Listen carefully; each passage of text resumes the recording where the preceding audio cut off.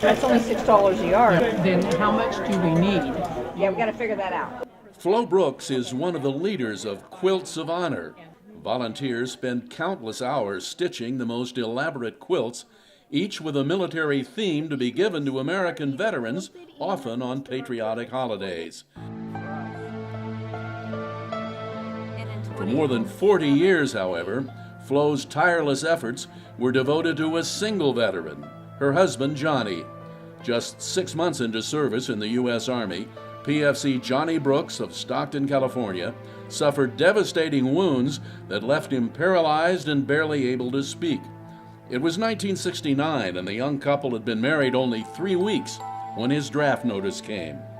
So he went to Fort Lewis, Washington, and he did 2 months of basic and 2 months of advanced infantry.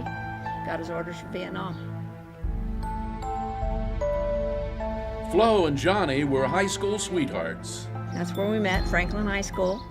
I was 16, he was 17, and we met in the hallways. We never had a class together, but he walked me to class. We graduated together in 1967, class of 67. And Johnny was very intelligent, but he just really wasn't that interested in college or anything. He loved cars. He had a 56 Chevy. And so he got a job as an auto mechanic, began working, but he had a high number on the draft. They got engaged, but because of the uncertainty of the draft, they held off getting married for 2 years. I think we got through our age of 19, and he didn't get drafted, and so the beginning of 1969, he said, well, you want us to go ahead and get married? And I said, yes. So we got married on his birthday, February 22nd, 1969. Johnny was assigned to the Army's 1st Infantry Division, the Big Red One. He was ordered to Vietnam on September 1st, 1969, arrived there on the 2nd, and on November 14th, 2.5 months later, his unit came under a fierce mortar attack. Johnny had given his mom and dad's address, and that was no accident. So one Sunday morning, I was getting ready to go to church, and his mom called me. She says, "Hon, don't go to church, come over here." And I hung up and just burst into tears. Telegrams from the Army to Johnny's folks and to Flo said their soldier had been hit in the back and both legs. He was alert and could talk and was concerned about the fate of his buddies. The medical records show he got 52 units of blood in 4 days.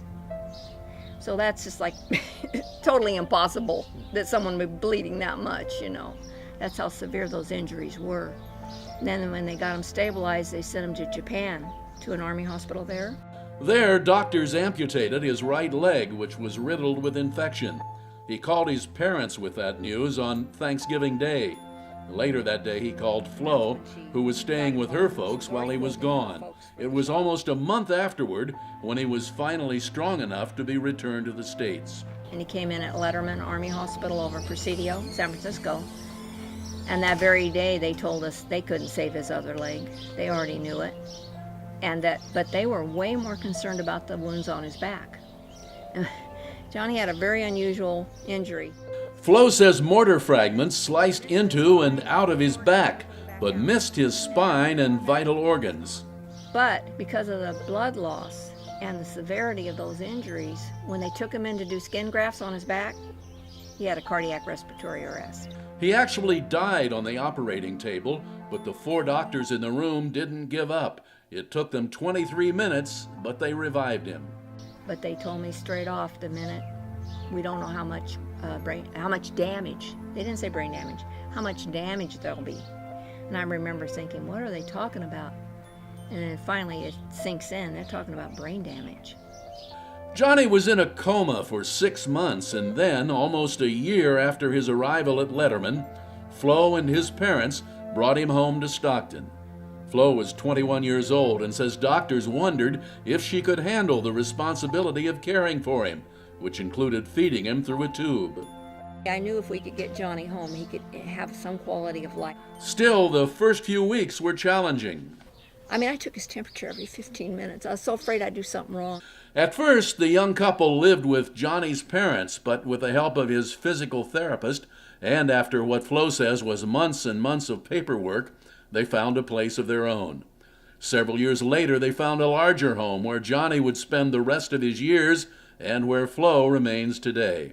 After she brought Johnny home, she never held a job outside the home. Caring for her husband was her full-time job. But one thing she found time for was hobbies. And with her mother, who had moved in with Flo and Johnny, she learned to quilt, which led her to Quilts of Honor. So now that Johnny's in heaven, I can make quilts for other veterans.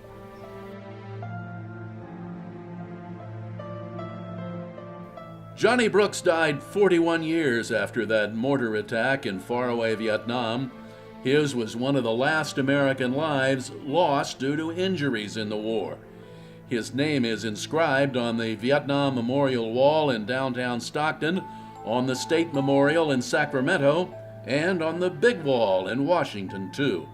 And we went in and we laid a wreath, and Johnny's name is right there, and she played taps. But Flo says she had to fight for that. You have to prove it. You have to, and his doctor, his VA doctor said yes. Even the pulmonary doctor at the hospital said there's no way that he didn't die due to those wounds. He died in 2 days after his 62nd birthday, 2011.